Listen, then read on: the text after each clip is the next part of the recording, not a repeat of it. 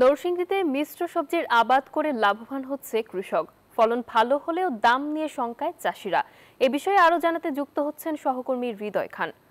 হৃদয়, মিশ্র সবজির আবাদ নিয়ে বিস্তারিত আমাদেরকে জানাবেন।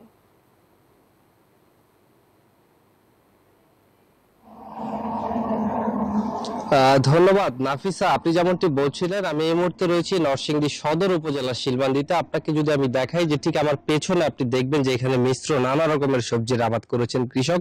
মাঠগুলো যেমনটি দেখেছি, এখানে বেগুন, একই সাথে লাল শাক, দাঁড়া থেকে শুরু করে নানা রকমের সবজি, পেঁপের আবাদ থেকে শুরু করে এখানে অন্যান্য সবজির আবাদ করেছেন কৃষক। তারা যেমনটি বলছেন যে কম খরচে লাভ বেশি হয়, দিন দিন তারা কিন্তু এই সকল সবজির আবাদে যুগছেন।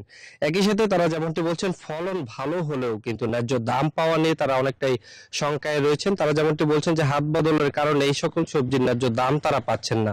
আপনাকে যদি একটু জানিয়ে রাখি যে নরসিংদীতে উৎপাদিত সবজি কিন্তু স্থানীয় চাহিদা মিটিয়ে রপ্তানি হয় ঢাকা সহ আশেপাশের জেলাগুলোতে, এবং দেশের প্রায় 60%-এরও বেশি কিন্তু সবজি যে চাহিদা রয়েছে সেটি পূরণ করা হয় এই নরসিংদীতে উৎপাদিত সবজি দিয়ে। এখানকার মাটি ও পরিবেশ ভালো হওয়ায় কিন্তু সব ধরনের সবজি এখানে খুব ভালো উৎপাদন হয়। একই সাথে আমি কথা বলেছিলাম নরসিংদীর যে কৃষি সম্প্রসারণ যে কর্মকর্তা রয়েছে ওনার সাথে। তিনি আমাদেরকে যেমনটি জানিয়েছেন যে এই কৃষকদেরকে কিন্তু সবজি চাষে সব ধরনের সহযোগিতা করছে কৃষি বিভাগ, এবং এই বছর নরসিংদীতে কিন্তু ব্যাপক জমিতে কিন্তু এই সবজির আবাদ করা হয়েছে। তো নরসিংদী থেকে সবকিছু মিলিয়ে এই ছিল আমার কাছে সর্বশেষ। ফিরে যাব স্টুডিওতে নাফিসার কাছে। নাফিসা, বান্ডেল থাকলে প্রতি সেনমানিতে টাকা বাঁচবে।